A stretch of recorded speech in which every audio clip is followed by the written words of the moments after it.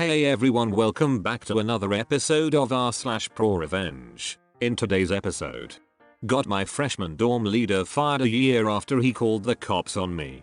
After that, cancel me leave, say goodbye to your promotion. Finally, try to cheat on my final exam, watch your plan go down in flames. Before we get into today's episode, remember to subscribe so you never miss another episode of r/ProRevenge. Got my freshman dorm leader fired a year after he called the cops on me. I've never really posted anything before, but I have a funny revenge karma story that my friends have always enjoyed.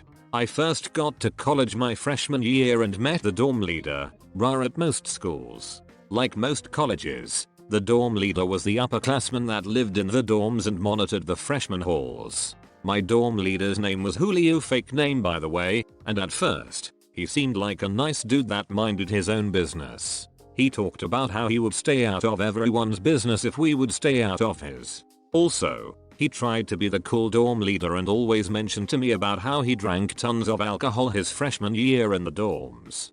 He gave off the impression he really didn't care if we ever drank in our dorm rooms, but to just keep it on the low if we did. I really didn't drink much at all, but I appreciated the fact he seemed pretty normal and didn't try to rat on kids. During the last week of October of my freshman year of college, I had one of the hardest weeks of my academic career. I was a biochemistry major taking some pretty tough classes and had 3 exams that week. At the end of the week, a friend I had recently made down the hall invited me to his dorm room to watch an upcoming NBA game. As we were watching the game, he had a bottle of vodka and gave some to the guys in the dorm. Being a naive and stupid freshman kid just trying to make some friends, I took one shot of vodka and continued to watch the game.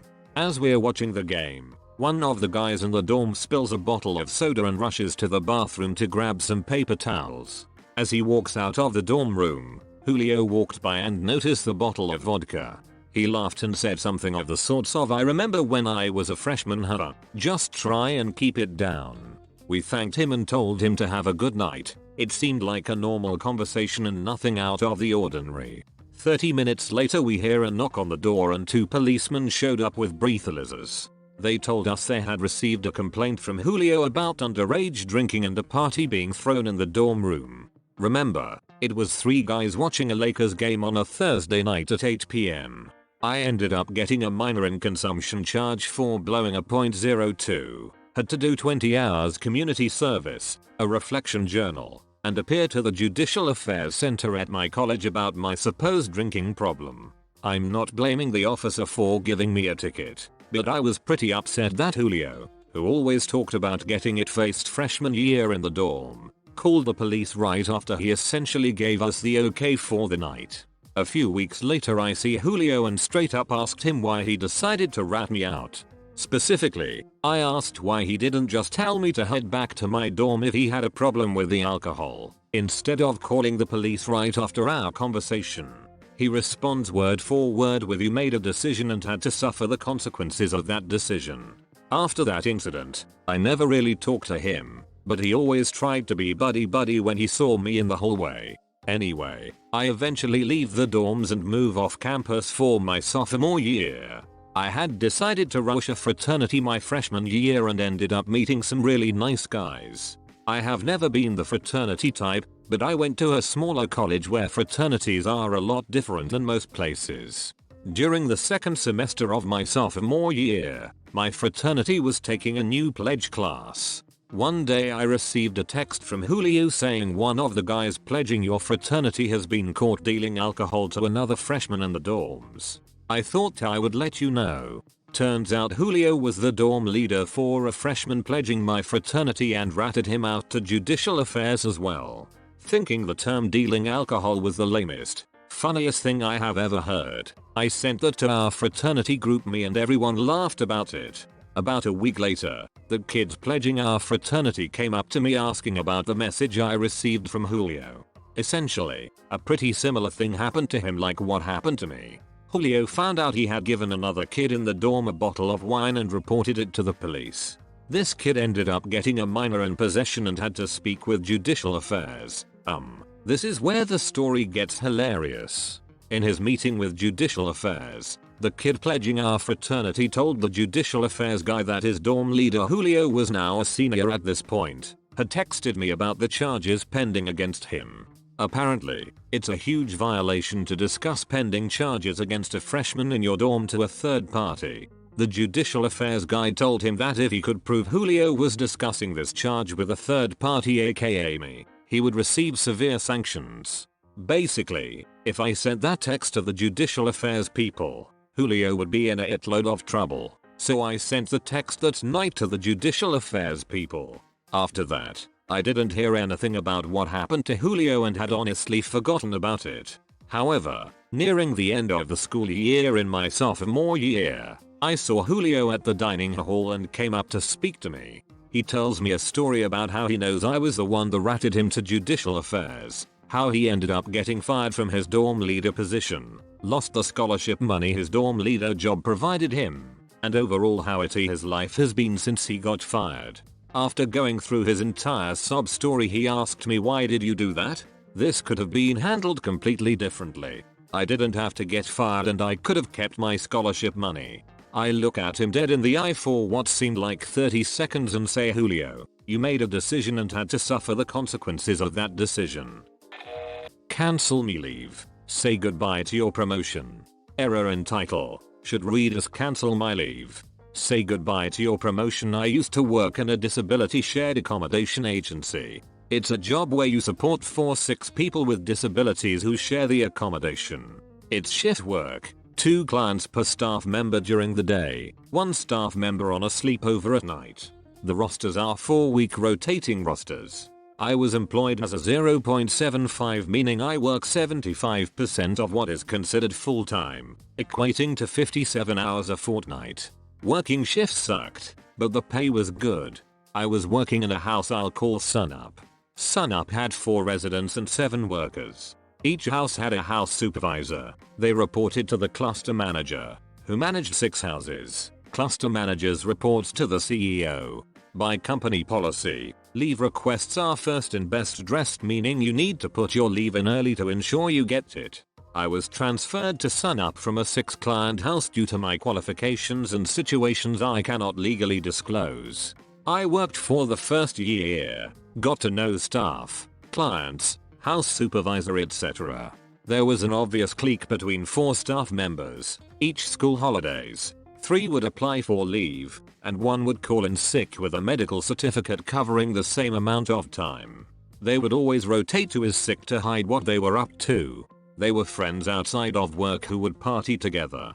After a year, the house supervisor fell sick. One of the clique members, Karen, was appointment acting supervisor and it went to hell. She tried reducing my hours and giving extra time to a friend. I pointed out that I'm contracted for 57 hours a fortnight, so I'm getting paid for 57 hours a fortnight. Her friends got extra shifts, were given the best shifts, and we're all around favored by Karen. In January, I put in leave for March school holidays. Karen rejected on the grounds that others had already submitted leave. Her clique all applied for this time. I left this alone. In March I checked the leave calendar for the June school holidays. Each house had a leave calendar so management and staff can check your scheduled leave is. It was empty. I submitted leave again and it was rejected. Karen said, "Sorry, you were too slow." Karen said that A, B and C, clique, already submitted leave. The next day the leave calendar showed this. In May I checked Christmas leave calendar, put in my leave and sure enough, got the same result. This annoyed me as I have a family that I wanted to take on holiday. I spoke to the cluster manager, also a part of the clique, who said there's nothing I can do. Note, I had no leave taken in 2 years. January the following year, the clique was on holiday. We had a gastro outbreak across our facilities, so we were short staff. All available staff, including CEO, were covering shifts. I was rostered on with the CEO 1 shift. During the shift he said to me, "Op, you have a bit of leave accumulated. You should probably take some." Me. I put in 3 requests last year. All were rejected as others apparently already applied for those dates. CEO. Let's lock in your leave now. Me. Okay. How about 4 weeks over Christmas? I filled out the form. CEO signed it off. He filled out the leave calendar and put my application in Karen's pigeonhole. I was on sleepover that night, so I took my application, photocopied it for myself and replaced under the mountain of paperwork in her pigeonhole, knowing she wouldn't see it for a few months. In March I checked the leave calendar. I noticed my Christmas leave disappeared, replaced with Karen, A, B and C. I didn't say anything as I had a leave form with CEO's signature. Fast forward October. Original house supervisor passed away. Acting supervisor was appointed permanent supervisor by the cluster manager with a mandatory 3-month probation. December comes around. First week of my leave. I get a call from Karen. Where are you? Me. On leave. Karen, I didn't approve any leave. Get your ass to work now. I come in. Karen chews me out, stating she didn't get an application form. Karen went on to say, even if you submitted it I would reject it, as you should know by now that we always take 2 weeks in December/January. She wrote me up for insubordination. I worked that shift. When Karen left I emailed the CEO filling him in on what happened. He called her beating me and Karen. CEO, what happened? Karen cutting me off. Op took it upon himself to approve leave. I wrote him up for skipping work. Me. Actually I submitted leave in January while you were away. Karen, no you didn't. CEO, yes he did. I approved it and added it to the leave calendar. Karen, oh, we already had 4 staff booked on leave. CEO, show me the leave forms. Karen, I destroyed them. Me handing Karen my copy of my form signed by the CEO. CEO, OP is on leave. I'm going to sun up and I'm investigating this situation. OP, my apologies, go home. I'm extending your leave by an extra week. I go home. I come in 4.5 weeks later to be told that Karen has lost her promotion. She is thin ice. CEO found out that Karen has been rejecting leave requests. She shredded my request without looking past the date. She deleted my leave from the calendar. The CEO told Karen that this borders on fraud. The CEO also separated the clique to different houses. He changed the leave policy to state that he must sign off leave requests. In addition to house supervisor and cluster managers, he ensured that all staff had access to prime leave dates. Karen was fired 2 weeks later for failing audit requirements. Try to cheat on my final exam? Watch your plan go down in flames. I see quite a few stories in here about students taking revenge on their teachers. I thought it was time I posted a story about instructors taking revenge on their students. I teach part-time as adjunct faculty at a business school. I have a policy in many of the courses that I teach that if you do better on the final exam than on the midterm, your final exam grade replaces your midterm exam grade. One semester some students decided to exploit this. Apparently in an earlier semester, a student took photographs of his exam paper. This is absolutely against the rules. Somehow I didn't discover it at the time. A student sent me an anonymous tip that my exam was compromised. I was actually going to write a fully new exam for that section that semester, but I decided to test the student's assertion. I took the exam in question that was compromised, and I completely and subtly rewrote it. I made it so that it looked the same as the old exam. However, if you actually read it you'd see that the questions, or sometimes answers, on multiple choice questions, were subtly changed, such that the correct answer would be very different. Any student who wasn't familiar with the old exam and wasn't relying on it would do fine, because none of the wording was misleading or anything. It was just very misleading if you expected the previous exam to be that day's exam. The class average was a little lower than average, but most students did about as I would have expected. However, about 7 students that clearly knew each other pretty well got very, very bad grades on the exam and failed it. None failed the course, but all of them had their overall grade go down significantly. I never heard a word of challenge from any of them. I've no idea if they figured out what I did, but I'm glad that student gave me the tip. I now routinely do this, just in case. No idea if it's helping, but an instructor has to keep his students on their toes.